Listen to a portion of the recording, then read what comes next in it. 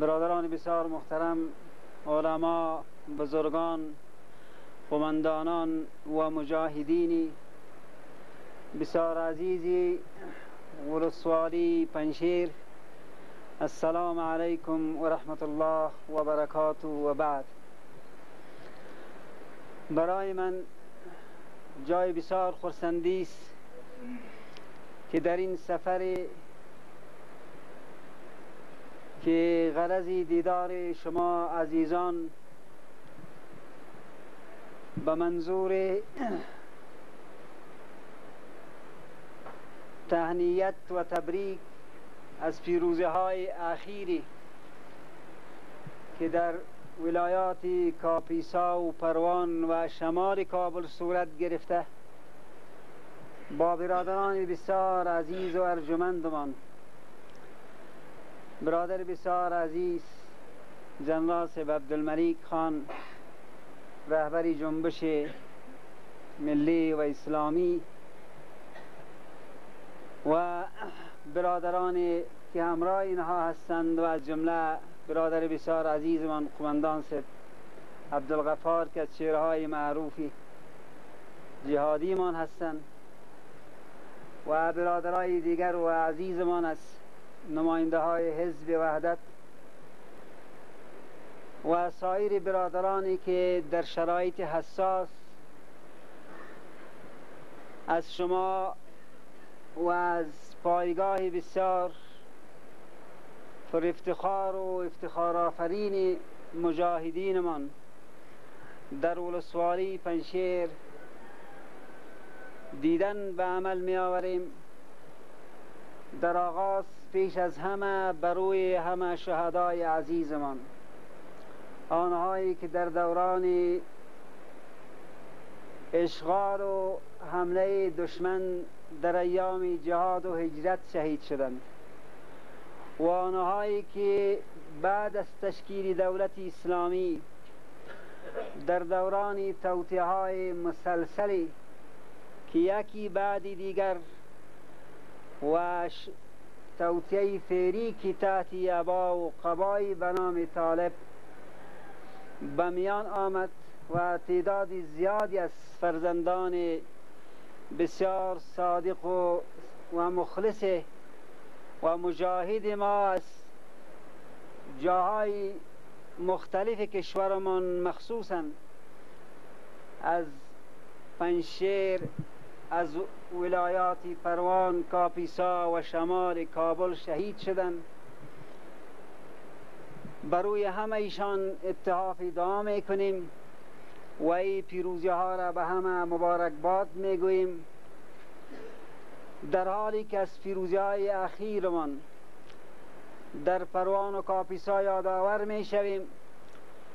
شاهد پیروزی های بسیار عظیمی بودیم که در ام البلاد بلخ به همت مردم مجاهد و زعامت جنبش ملی و اسلامی ضربت بسیار سختی بر پیکر توطئه‌گران وارد شد، و همچنان در مرکز یکی از مراکز بسیار پر افتخار مقاومتمان در کشور، در مناطق مرکزی، که در اونجا هم دشمن تلاشای بسیار ظالمانه و وحشیانه ای داشت، اما به همت مجاهدان صادق و مردم شجاع و دلیر ما در مناطق مرکزی دشمن به شکست روبرو شد. این همه پیروزی ها که یکی مکمل یک دیگر هستند و مجموع اینها جزء از افتخارات بزرگ ملت‌های قهرمان و مؤمن و خداپرست ما هستند. این افتخارات که مایه مباهات همه ما و شماست، به همه ملت‌های مسلمان افغانستان، به همه علما و دانشمندان، به همه مجاهدین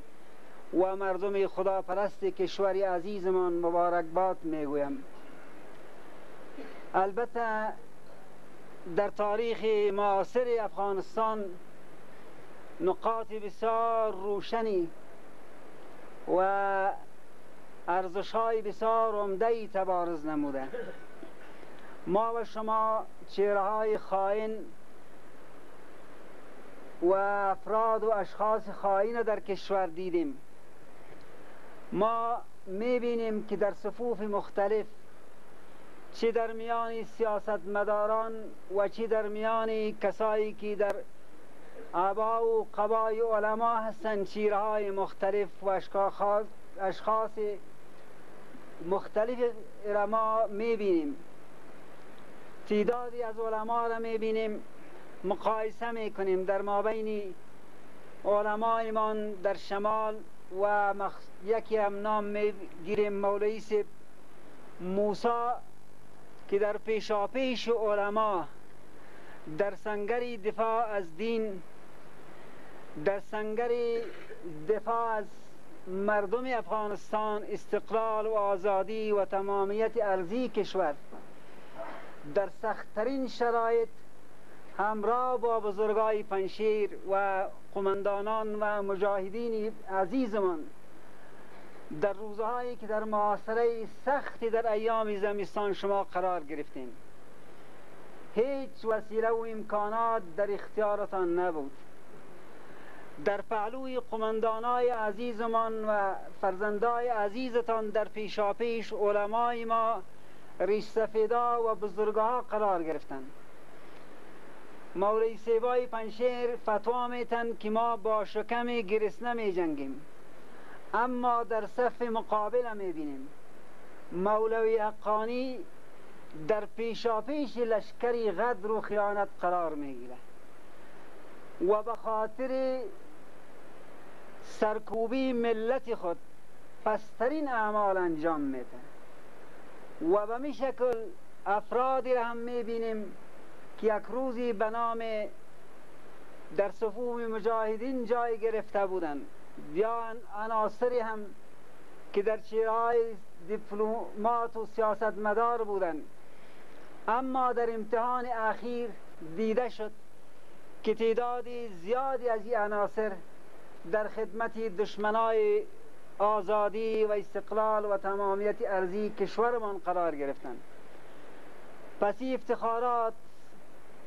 افتخارات بسیار بزرگی که نصیب ملت‌های مؤمن و خداپرست ما شده و مخصوصاً مقاومت بی‌نظیر شما که ما نه تنها مقاومتتان در دوران توطئه اخیر یکی از نقاط بسیار روشنی است. ما به یاد داریم در دوران جهاد هم، در دورانی که روسا حمله کرده بودند، باز هم برادرای ما در پنشیر با شکم گرسنه در محاصره‌های اقتصادی در سنگر دفاع از دین و وطنشان مردانه رزمیدند. جای بسیار خرسندی است که در شرایط کنونی ما مسائل بسیار با ارزشی را می‌بینیم. امروز دشمنای ما به لطف خدا در هر سنگر شکست خوردند. این کسایی که امروز تصمیم گرفتند که جنگ تحت این ملیت و او ملیت در بتن و یک حرکت فاشیسمی وابسته به خارجی را بر ضد ملت افغانستان رهبری بکنند، اونها دیروز تلاش میکردند که در خانه خود ما در مابین ملت‌های مظلوم ما جنگ ایجاد بکنند،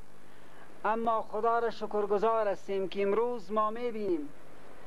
دیگر ملت‌های افغانستان مخصوصاً در شمال، تمام ملت‌های دلسوز و مخلص همه در پیشاپیش سنگری وحدت و برادری و یک پارچگی قرار دارند.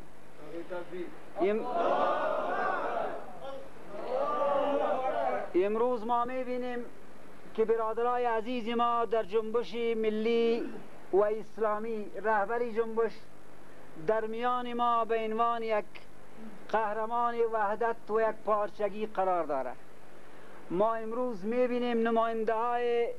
برادران ما از مناطق مرکزی حزب وحدت اسلامی را که به عنوان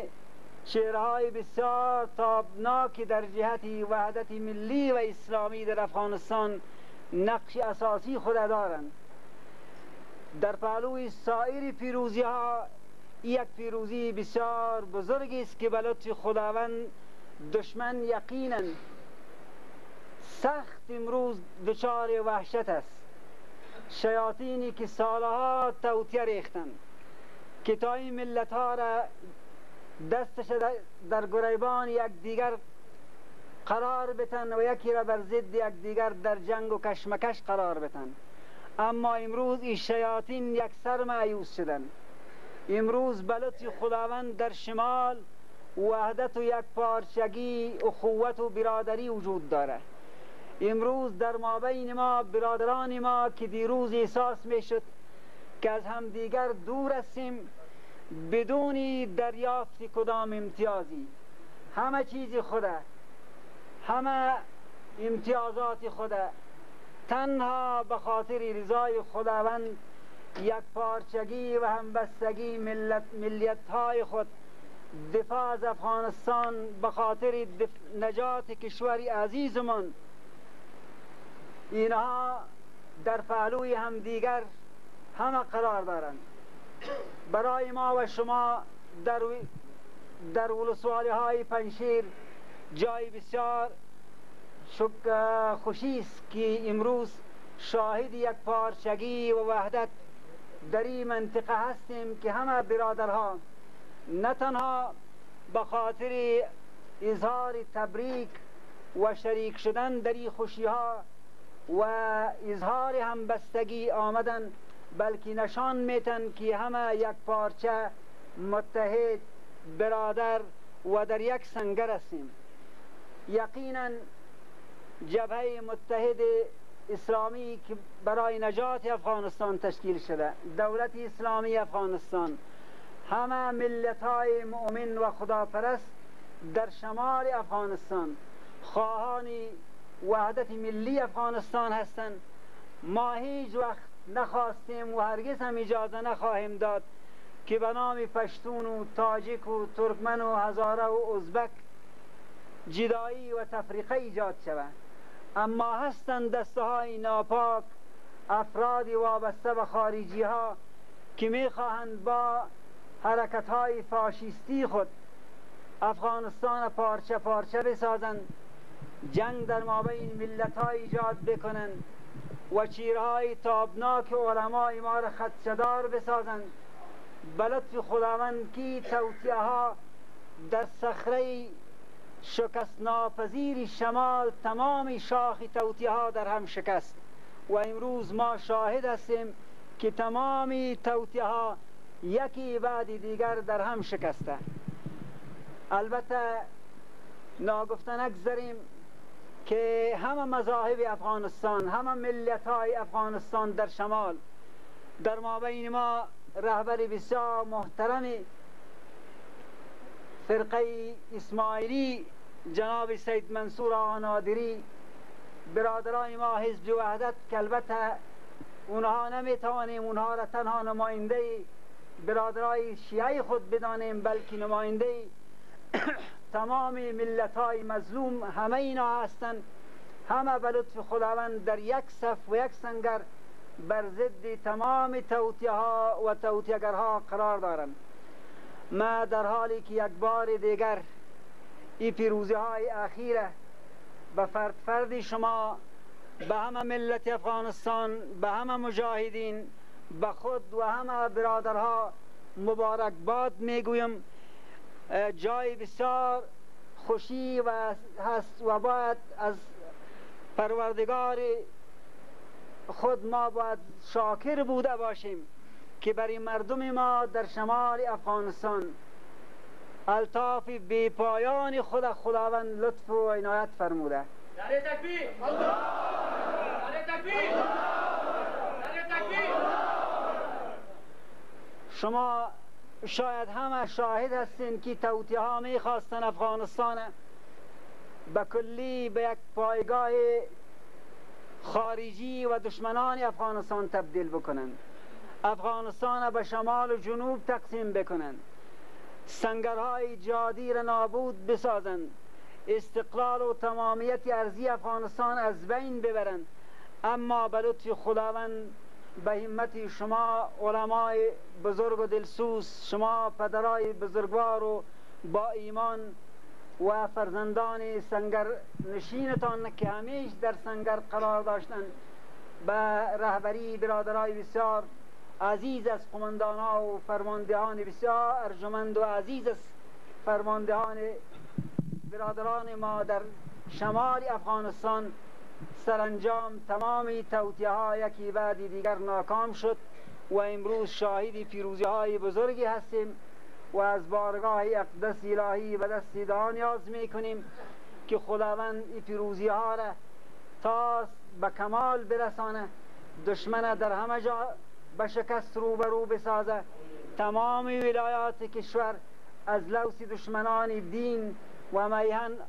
پاک شوه و این عناصری که ننگ دین، ننگ میهن، ننگ تاریخ و ننگ علما و طلبا هستند، خداوند اینها را و کسایی که در پشت سری توطئه قرار دارند همه اینها را